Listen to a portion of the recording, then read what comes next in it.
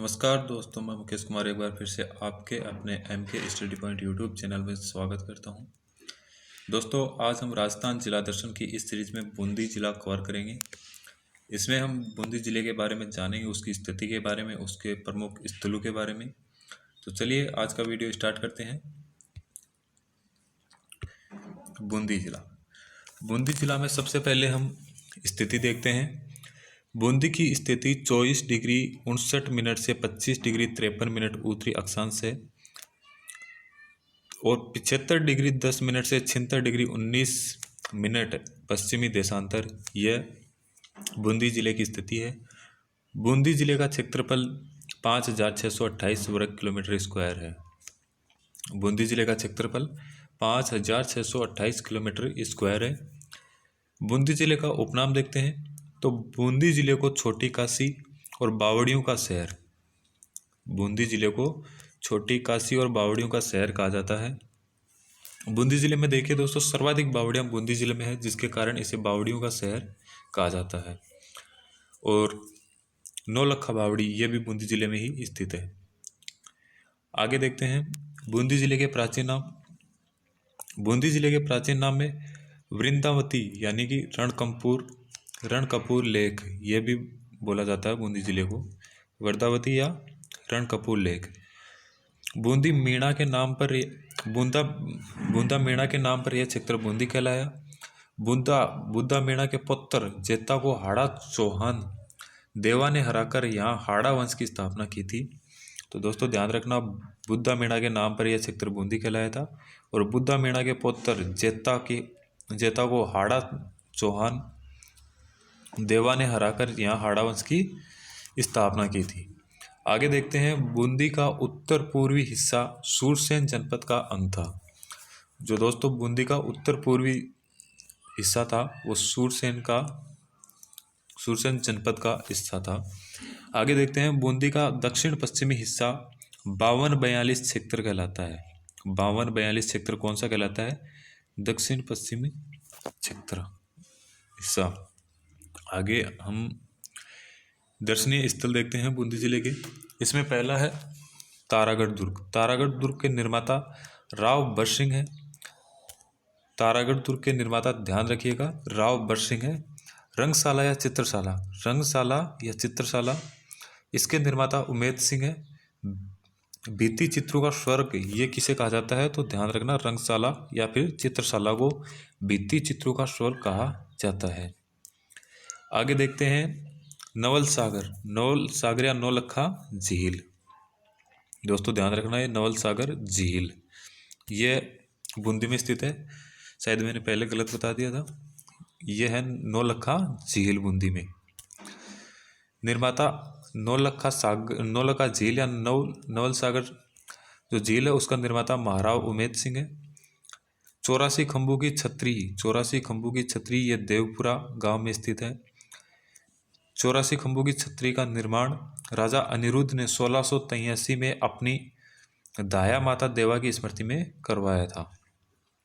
तो दोस्तों अगर 84 खंभों की छतरी के निर्माता के बारे में पूछे तो इसका निर्माण अनिरुद्ध ने 1683 ईस्वी में अपनी दाया माता देवा की स्मृति में करवाया था। और अगर यह पूछे कि यह कहाँ स्थित है तो यह देवपुरा गांव में स्थित है। आगे देखते हैं रानी जी की बावड़ी का निर्माता नाथावती ने करवाया था।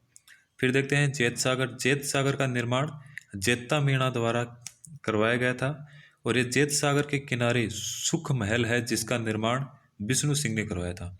दोस्तों जेत सागर का निर्माण तो जेता मीणा द्वारा करवाया गया था और इस जेत सागर के किनारे पर जो सुख महल है उसका निर्माण विष्णु सिंह ने करवाया था, ये ध्यान रखना, इसमें कंफ्यूज नहीं होना है। आगे देखते हैं छारबाग के बारे में देखते हैं। यहाँ पर बूंदी के शासकों के स्मारक बने हैं। दोस्तों छारबाग में बूंदी के शासकों के स्मारक बने हैं। फिर देखते हैं फूलसागर का निर्माण राव राजा भोज की पत्नी फूल लता ने करवाया था। फिर पुरातात्विक स्थल देखते हैं। तो पुरातात्विक स्थल इसमें दो हैं, सिसोला और नमाणा। फिर देखते हैं गरड़दा सभ्यता यह छाजा नदी के किनारे स्थित है और इस गरुड़ता सभ्यता यहाँ से देश की प्रथम बर्ड राइडर रॉक पेंटिंग मिली है। बर्ड राइडर रॉक पेंटिंग मिली है, ये ध्यान रखना, देश की पहली है ये। दूसरा देखते हैं केशोरायपाटन। केशोरायपाटन इसे जुम्बेश्वर द्वीप भी कहते हैं। देखिए दोस्तों, बूंदी जिले का जो केशोरायपाटन है उसे जुम्बेश्वर द्वीप भी कहते हैं। यहाँ केशव राय जी का मंदिर स्थित है। केशव राय जी का मंदिर स्थित होने के कारण इसे केशोरायपाटन कहते हैं और इसे जुम्बेश्वर भी कहते हैं। अन्य प्रमुख तथ्य देखते हैं हम बूंदी जिले के। इसमें है मराठों का सर्वप्रथम आगमन बूंदी में हुआ। मराठों का अगर सर्वप्रथम आगमन पूछा जाए तो ये बूंदी में ही हुआ था। बूंदी में कनक सागर पक्षी अभ्यारण्य तथा रामगढ़ विषधारी अभ्यारण्य स्थित है।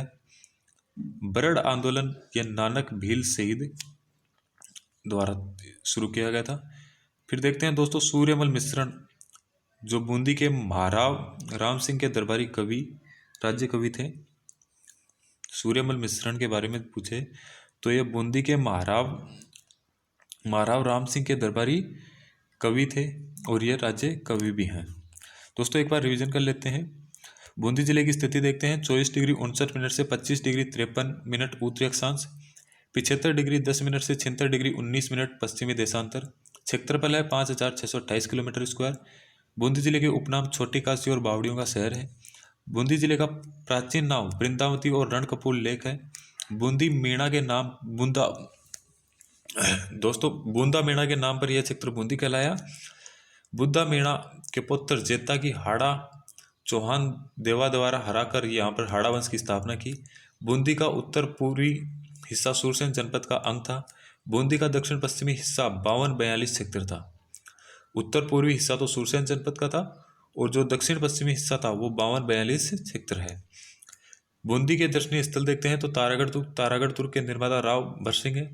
रंगशाला या चित्रशाला के निर्माता उमेद सिंह है और रंगशाला या चित्रशाला भित्ति चित्रों का स्वर्ग भी कहलाता है। नवल सागर या नौलखा झील, इसके निर्माता महाराव उमेद सिंह है। दोस्तों ये नवल सागर, इसमें कंफ्यूज नहीं होना क्योंकि इसके नाम से कई हैं, जैसे नौलखा महल, नौलखा झील, नौलखा बावड़ी, इस तरह से कई हैं। तो इसमें नौलखा जो झील है वो बूंदी में स्थित है, ये ध्यान रखना, और इसके निर्माता महाराव उमेद सिंह है।